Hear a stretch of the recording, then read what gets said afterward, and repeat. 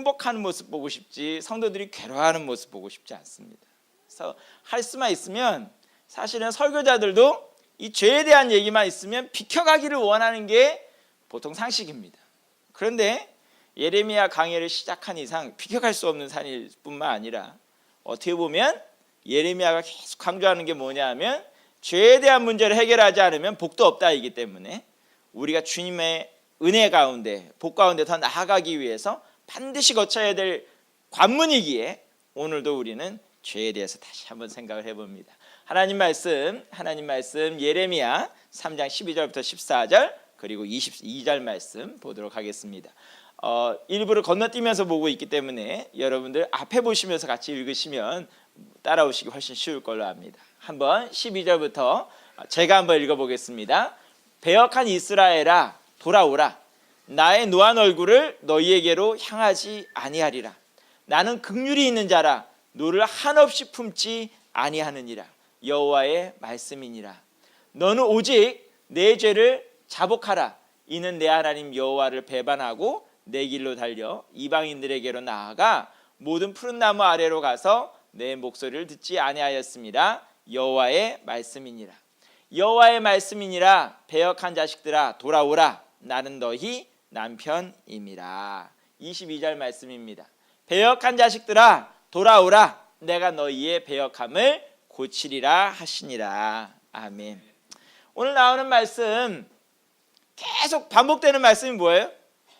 따라해 볼까요? 돌아오라. 돌아오라. 어디로 돌아오라고요? 하나님께로 돌아와라. 하나님이 자신을 뭐라고 할까요? 여러 가지로 표현하는데 그 중에 하나가 뭐래요? 나는 너희의 따라해 볼까요? 남편입니다. 이 남편이란 말이요, 사실은 우리가 그냥 읽으니까 그냥 남편 그렇게 읽지만 사실은 원어를 읽으면 더 깊은 의미가 들어가 있습니다. 지금 이스라엘 백성들이 계속 섬기는 이방신의 이름이 뭘까요? 바알입니다. 바알의 뜻이 뭐냐? 주인 또는 남편이란 뜻입니다. 하나님이 뭐라고 지금 말씀하시는 거냐 하면 내가 바알이다 라고 말씀하시는 거예요. 이게 지금 잘 이해를 해보세요. 이스라엘 백성들은 자신들이 만든 금, 은, 돌, 나무로 만든 신상을 놓고 이게 내 남편, 이게 내 주인 하고 얘기를 하지만 하나님은 뭐라 그러는 거예요? 아니 그게 니네 남편이고 그게 니네 주인이 아니고 뭐예요? 내가 너의 주인이고 너의 남편이야. 너의 바알이야. 진짜 바알이야 라고 말씀하고 계시는 것입니다. 또 뭐라고도 얘기할까요? 나는 네 애비야.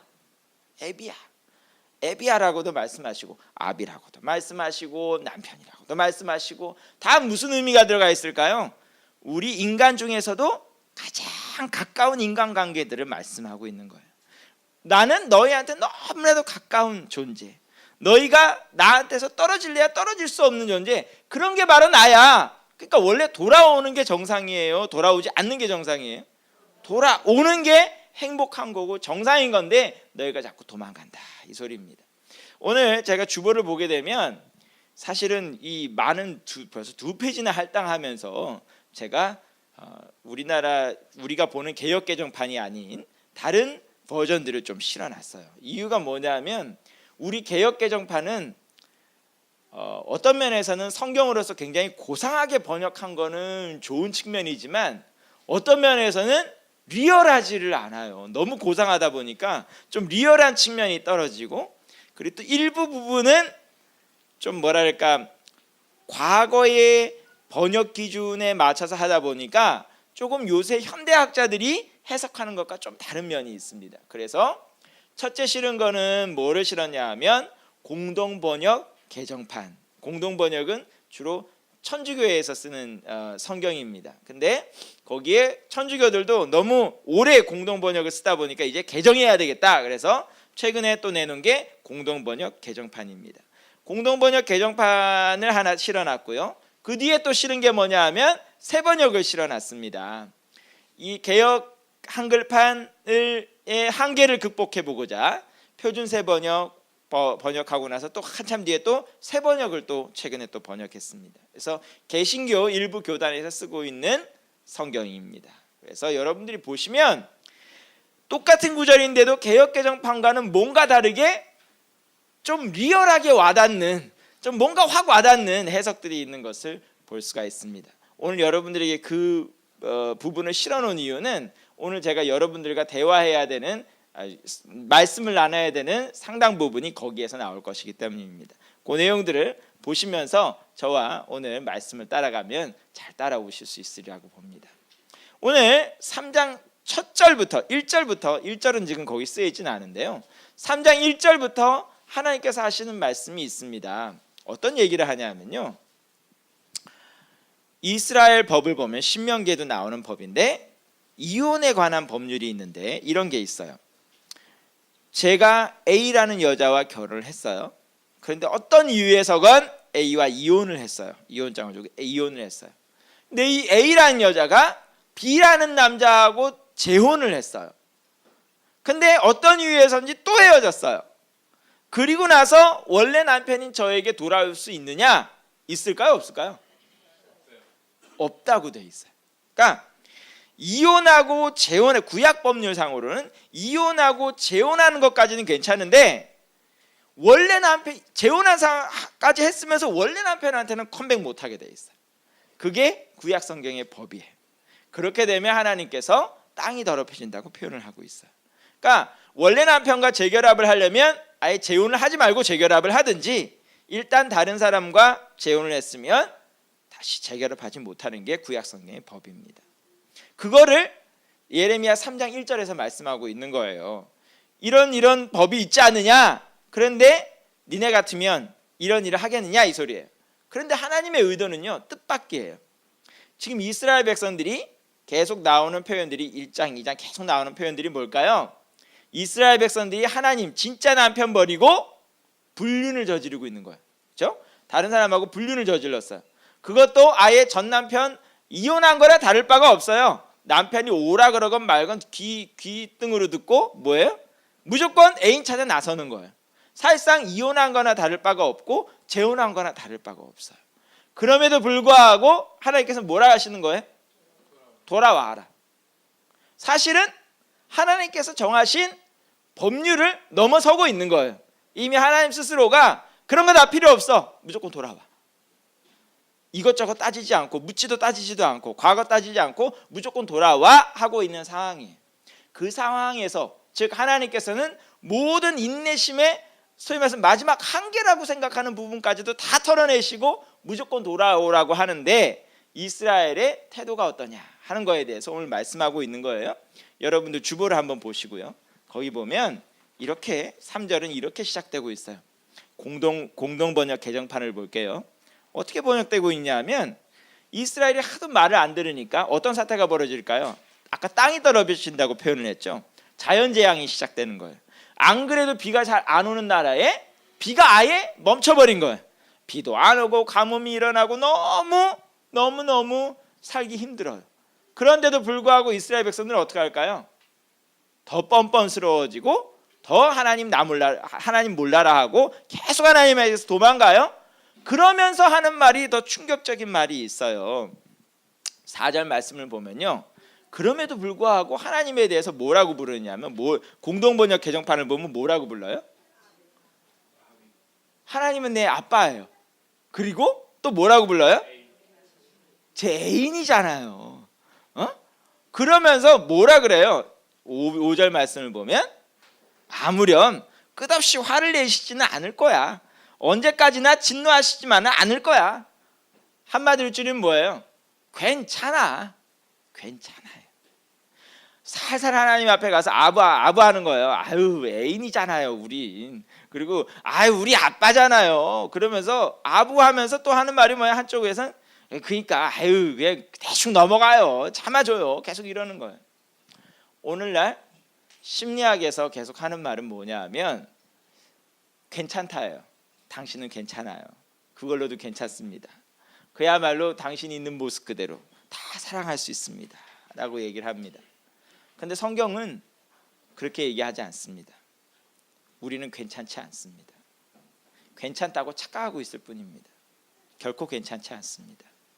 그것은 하나님께서 사랑하시지 않기 때문도 아니고 하나님께서 우리에 대해서 나쁜 마음을 품어서도 아니고 우리 스스로가 우리 스스로를 계속 속이고 있을 뿐입니다. 오늘 어차피 지금 사실상 이 이스라엘의 죄에 대해서 성범죄라는 의미에서 지금 계속 비유가 나오고 있기 때문에 이거에 관련돼서 우리가 한 번 더 생각을 좀 해보도록 하겠습니다. 제가 최근에 나오는 우리나라 사람들의 성의식 변화에 대해서 계속 사실상 신문이나 이런 거에 대해서 관심 있게 봅니다. 왜냐하면 이것이 굉장히 많은 의미를 함축하고 있기 때문입니다.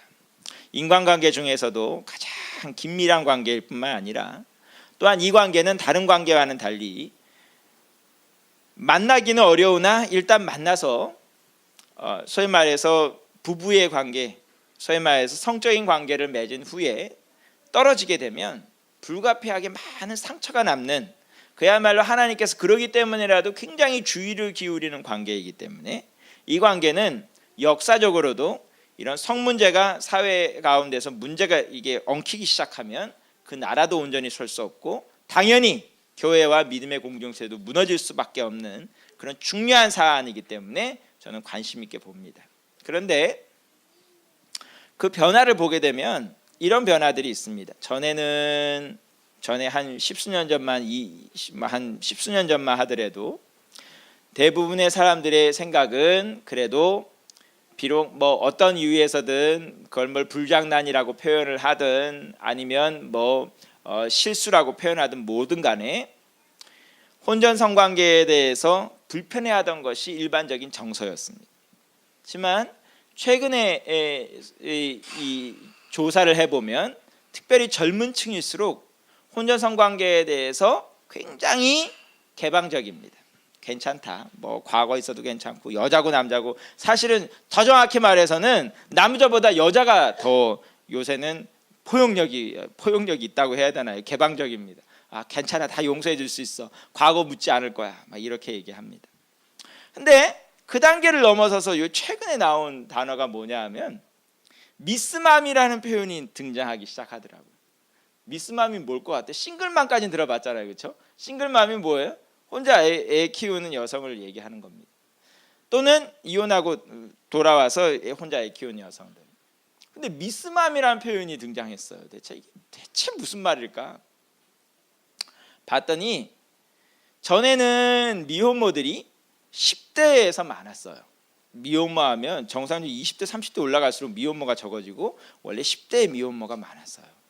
근데 이게 요새는 거꾸로 돼서 10대 20대보다 30대의 미혼모들이 훨씬 많아지는 거예요. 그래서 대체 이게 무슨 일이냐 하고 사회학자들이 조사를 했어요. 그랬더니 이 미혼모들은 자발적인 미혼모들이에요. 왜 이런 자발적인 미혼모가 되느냐? 애는 낳고 싶어요. 그런데 시집살이 하기 싫어요.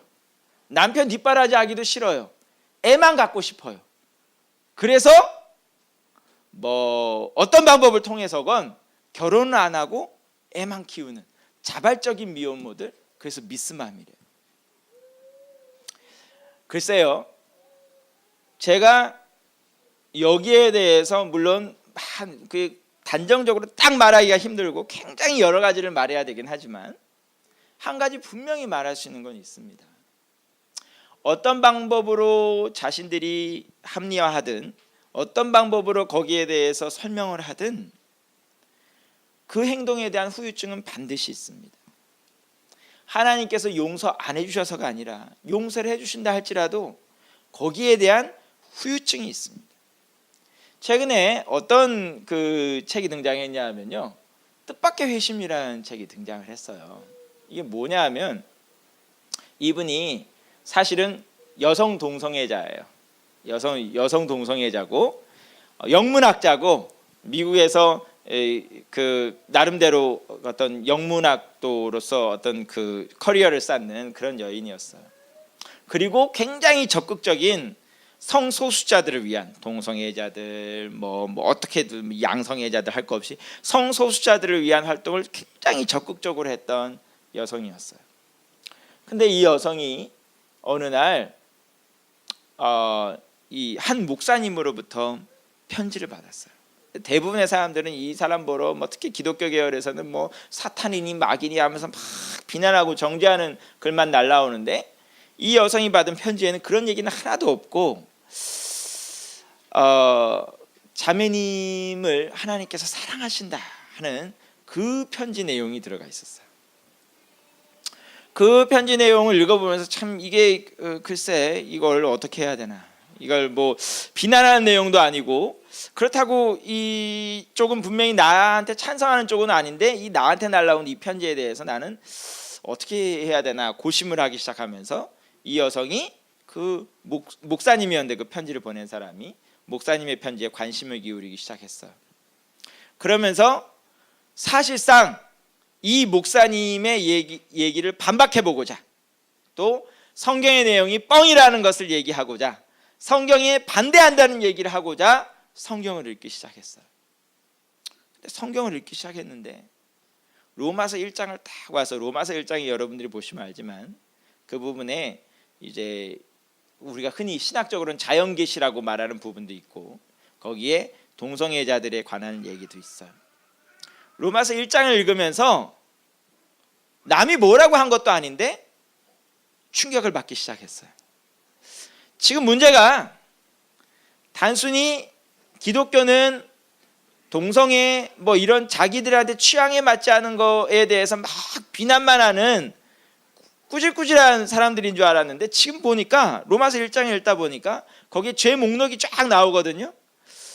이게 지금 단순히 동성애의 문제가 아니라 나의 전반적인 삶의 문제라는 걸 깨닫기 시작했어요.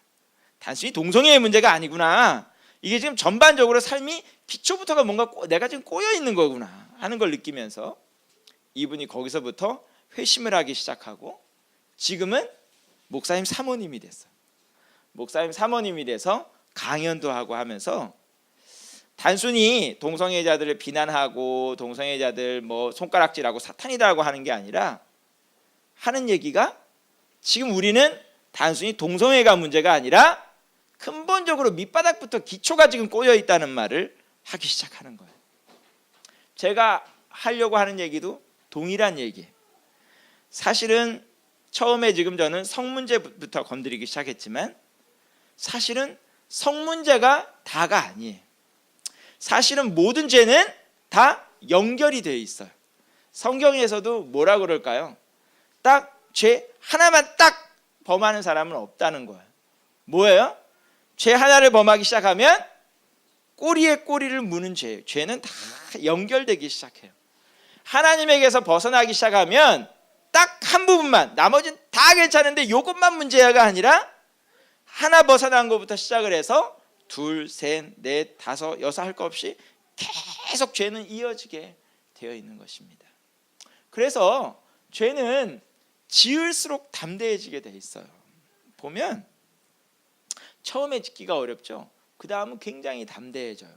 오늘 말씀을 보게 되면 예레미야 3장 7절 이하를 여러분 공동개혁판을 보게 되면, 공동번역 개정판을 보게 되면 어떤 상황에 들어가냐 하면, 하나님께서 아무리 깨우치고 뭐라 그래도 이 사람들이 어떻게 해요? 하나님 앞에서 그때만 눈만 피하려고 하는 거예요. 절대 회개하지 않아요. 눈만 피하려고만 하지 절대 회개하지 않습니다. 제가 공동번역 개정판에도 저 10절에 나오는 새서방이라는 단어를 처음 봤어요. 대체 이게 새서방이 뭐냐? 국어사전까지 찾아봤다는 거 아니에요. 봤더니 내연남을 말하는 거예요. 내연남하고 바람을 피는데 남편 눈만 피하려고 하지 결코 거기서 돌아서려고 하지 않아요. 오히려 우리 흔히 하는 말로 이런 얘기 있잖아요. 몰래 먹는 사과가 맛있다. 훔쳐 먹은 사과가 맛있다. 오히려 죄에 대해서 스릴을 느끼고 죄에 대해서 점점점 담대해지는 모습을 보게 됩니다. 오늘날 우리가 이런 것을 놓고 성경은 담대해진다고 표현하지 않고 뭐라고 표현하냐면 완악해진다고 표현합니다. 완악해진다는 게 무슨 뜻이냐? 딱딱해지는 것입니다. 딱딱해지는 거 어떻게 딱딱해질까요? 자, 딱딱해지는 거요. 여러분들 처음에 뭘 하든 여러분들이 손으로 노동을 하게 되면 처음에 소위 말해서 노동을 처음 아무것도 안 했던 사람 손은 야들야들합니다. 근데 노동을 하면 할수록 손에 뭐가 박힐까요? 굳은 살이 박힙니다. 굳은 살은 왜 굳은 살이 생길까요? 손을 보호하기 위해서 굳은 살이 생기는 거예요. 계속 상처가 나고 물집 나고 터지고 뭐 어떻게 계속 피멍이 들고 그러면서 손이 스스로 생각하기를 뭐 하는 거예요? 이대로 뒀다가 나 죽겠다. 그래서 어떻게 하는 거예요? 외부에서 아무리 충격이 와도 끄떡없게 손이 굳은 살을 만들어내기 시작하는 거예요. 벽을 만들기 시작하는 거죠. 우리의 양심에 벽이 생기는 현상, 그것이 바로 완악해지는 것입니다. 이것은 하나님의 말씀에 계속 상처만 나고 그야말로 딱 찔림이 올 때 회개하지 않고 찔리기만 하고 상처만 계속 나면 완악해지기 시작합니다. 담대해지기 시작합니다. 눈치만 보고 그때그때만 피하기를 원하지 결코 돌아서려고 하질 않습니다. 그 상황에 들어가게 되면 사실은 굉장히 심각한 상황에 들어가는 것입니다. 오늘도 성경은 우리에게 계속하는 말이 뭐냐면 완악해지지 말라고 합니다. 찔림이 오면 뭘 해야 돼요? 돌아서야 돼요. 잘못됐구나 하는 순간 돌아서야지. 어떻게든 넘어가려고 하고 무시하려고 했을 때는 문제가 생깁니다. 거기에 대해서 반드시 후유증이 생깁니다. 그래서 오늘 하나님 말씀은 뭐라 그럴까요? 죄를 솔직하게 고백하라고 얘기합니다. 오늘 말씀을 보게 되면 여러분들 말씀을 보게 되면 13절 말씀, 오늘 우리가 읽었던 말씀입니다. 뭐라고 되어 있을까요? 너희는 너희 죄를 자복하라. 이 말이 자복하라는 게 무슨 뜻이냐면요, 인정하라는 말이에요. 죄를 죄라고 인정하라는 말이에요. 잘못됐다고 인정하라는 말입니다. 인정하지 않으면 이거는 오늘만 지금 드리는 말씀도 아니고 지난주에도 나왔던 말씀이죠. 회복 자체가 되지 않는다는 소리입니다. 오늘날 우리 삶 가운데 인정하지 않는 것이 무엇입니까? 인정해야 될 것을 인정하는 것, 그것은 하나님께 득대라고 인정하는 것이 아닙니다. 자기가 복받기 위해서 인정하는 것입니다. 자기가 치유받기 위해서 인정해야 되는 것입니다. 사실은 남들의 비판 좋아하는 사람은 아무도 없습니다. 목사가 하건 누가 하건 남이 지적질하는 거에 대해서 좋아하는 사람 한 사람도 없습니다. 제가 사실은 저도 제쳐도 요새 고민하는 것 중에 하나가 저희 아이들이 자꾸 방어적이 돼가서, 방어적이라는 게 뭐냐면 지적을 하면 제가 잘못했어요 라는 말이 나오는 게 아니라 핑계를 대기 시작하고 이유를 대기 시작하는 거죠. 방어적이 돼가는 현상에 대해서 야단도 쳐보고 달래기도 하고 거기에 대해서 심각하게 생각을 합니다. 왜냐하면 방어적이 되고 핑계를 대기 시작하면 발전이 없기 때문에 그렇습니다. 그거는 제가 지난주에도 말씀드린 대목입니다. 우리가 주의 말씀이 찔림이 올 때 방어적이 돼가고 핑계를 대기 시작하면 거기에는 아무런 희망이 없습니다. 오늘날 우리의 잘못이 있다고 생각할 땐 솔직하게 인정해야 됩니다. 인정하는 것이 힘입니다. 지금 여러분들 일본 보시죠. 여러분들이 단순히 우리가 한국인이어서가 아니라 여러분들이 객관적인 의미에서 일본을 보세요. 일본이 요새 자랑스러울까요? 자랑스럽지 않을까요? 일본 사람들 중에서도 일본 정권이 부끄럽다는 사람들이 많아지고 있습니다. 왜 많아집니까? 지금 자기네들이 하는 말 스스로 자기 무덤을 파는 것이기 때문에 그렇습니다. 이렇게 한번 얘기를 해볼까요? 위안부 역사 다 무시하고 침략 역사 다 무시하고 그러면요, 나중에 어떤 이유에서든 만일에 중국하고 일본이든 미국하고 일본이든 러시아하고 일본이든 싸움이 일어났어요. 그래서 일본이 만일에 졌다고 쳐요. 일본이 할 말이 있을까요? 없을까요? 없죠. 왜냐하면 자기가 침략한 걸 침략이라고 하지 않았기 때문에 남들이 자기 침략하는 거에 대해서도 침략이라고 말할 수가 없습니다. 남들이 자신 나라의 여성들을 강제 성노예로 끌고 가도 할 말이 없습니다. 왜 그럴까요? 자신들이 위안부의 실체를 부정했기 때문입니다.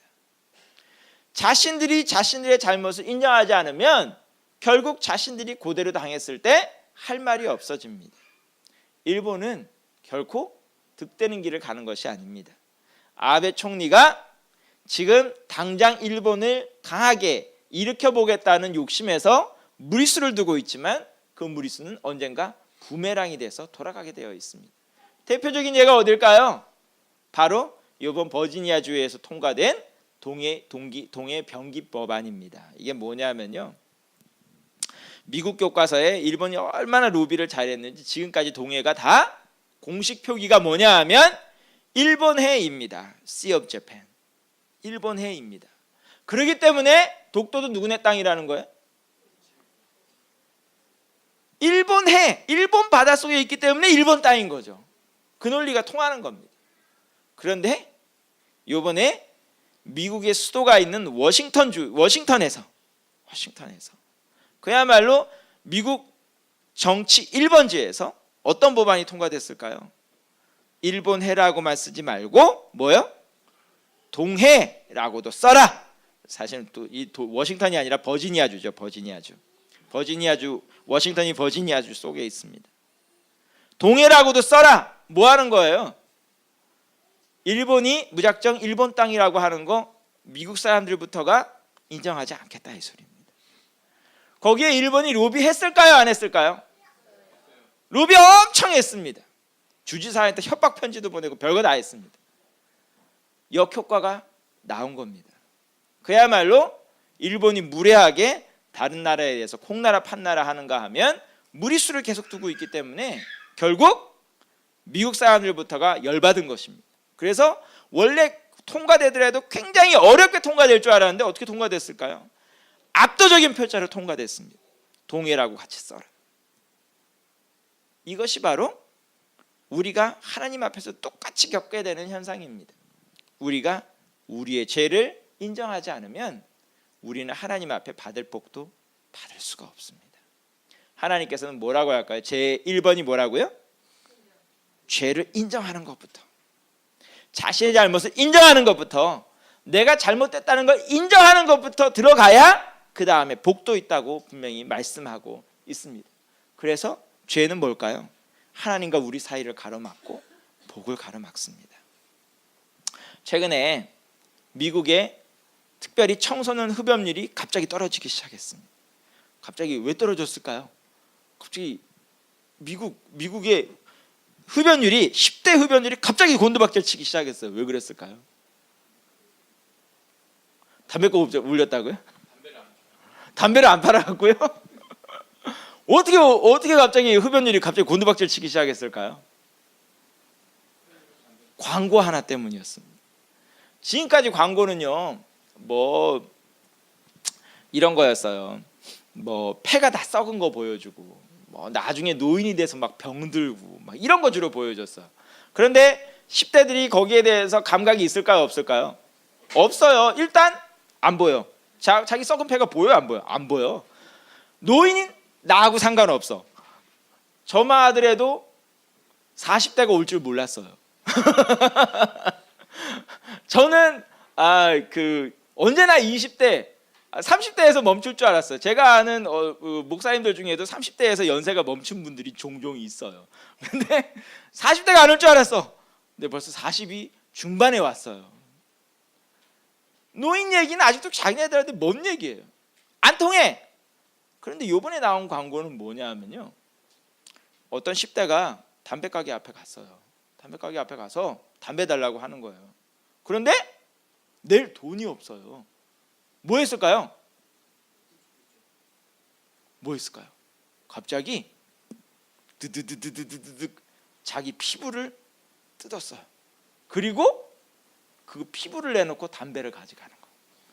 또 어떤 10대는 어떻게 했느냐? 담배값이 없어. 뭐 했을까요? 자기 이빨을 뽑아요. 이빨을 뽑아서 내놔요. 뭘까요? 뭘 의미하는 걸까요? 지금 네가 담배를 피는 건 네 피부를 뜯어내는 거고 네 이빨을 뽑는 거야 라고 얘기를 하는 거예요. 10대들이 여기서 어떻게 해요? 왕충격을 받은 거예요. 본성입니다. 우리가 죄에 대해서 왜 심각하게 생각지 않을까요? 눈에 안 보이고요. 자기가 망해가는 게 보이지 않기 때문입니다. 망한 순간에 와서야 내가 이것 때문에 망했구나, 그때 가서야 깨닫지 중간이 보이지 않기 때문입니다. 하지만 분명히 아십시오. 술보다 흡연보다 이 세상의 그 무엇보다 무서운 것은 바로 죄입니다. 하나님께서 미워하시는 것 열심히 행해놓고 끝이 잘 되는 경우는 결코 없습니다. 반드시 죄에는 후유증이 있습니다. 그러하기에 그러면 일단 잘못된 길 갔으면 그럼 이제 난 인생 포기, 난 끝이야, 이러라는 소리인가요? 아닙니다. 뭐라는 걸까요? 돌아오라고요. 돌아오는데 그냥 돌아오지 말고 눈치만 보고 눈치만 살살 보고 남편의 눈만 피하고 몰래 바람피고 이런 거 가지고 하지 말고, 또는 그래도 내 남편은 용서해 줄 거야, 저보가 이게 한두 번이야, 1, 2년 한 것도 아니고 우리는 늘 이랬어, 이렇게 뻔뻔한 거 말고 어떻게 하라고요? 진짜로 회개하고 돌아오라고. 그래서 22절부터 보면 이스라엘이 하나님 앞에 진짜로 회개하는 모습이 나옵니다. 이거는 근데 지금 당장 일어나는 일이 아니라 이스라엘이 포로로 잡혀갔다 돌아와서 그제서야 실컷 얻어맞고 와서 하는 얘기인데, 한번 우리 다 같이 한번 읽어볼까요? 자, 따라 우리의 기도가 돼야 되기 때문에도 그렇습니다. 한번 읽어볼까요? 시작. 우리가 지금 주님께 돌아옵니다. 자, 잠깐만요. 이게 참고적으로 뭐냐 하면요, 세번역입니다. 세번역입니다. 지금 여러분들 주보에는 없지만 이게 세번역입니다. 자, 따라해 보겠습니다. 시작. 우리가 지금 주님께 돌아옵니다. 주님만이 주 우리의 하나님이십니다. 언덕에서 드리는 이교 제사가 쓸데없고 산 위에서 드리는 축제의 제사가 우리를 구원하지 못합니다. 이스라엘의 구원은 진실로 주 우리의 하나님께만 있습니다. 옛부터 우리 조상이 애써서 얻은 모든 것을 그 수치스러운 우상이 삼켜버렸습니다. 우리 조상이 애써 모은 양떼와 소떼와 아들과 딸들을 모두 삼켜버렸습니다. 그러므로 이제 우리는 수치를 요로 깔고 부끄러움을 이불로 덮겠습니다. 우리 조상이 아득한 옛날부터 오늘날까지 주 우리 하나님께 죄를 지었기 때문입니다. 주 우리 하나님께 순종하지 않았기 때문입니다. 아멘. 내용이 핵심이 뭐예요? 인정하는 거예요. 다 잘못했습니다. 내가 잘못했습니다. 오늘 굉장히 무거운 설교를 했습니다. 무거운 내용이지만 예레미야에서는 결코 넘어갈 수 없는 대목이고 굉장히 핵심적이고 중요한 대목입니다. 오늘날 우리가 주님 앞에 회개하지 아니하고 자신의 죄를 인정하지 않는 이상, 자신의 잘못을 인정하지 않는 이상 하나님께 복받는 길로 막혀 있다는 것 분명히 이해할 수 있는, 깨달을 수 있는 이 시간이 될 수 있기를 간절히 축원합니다. 기도하겠습니다.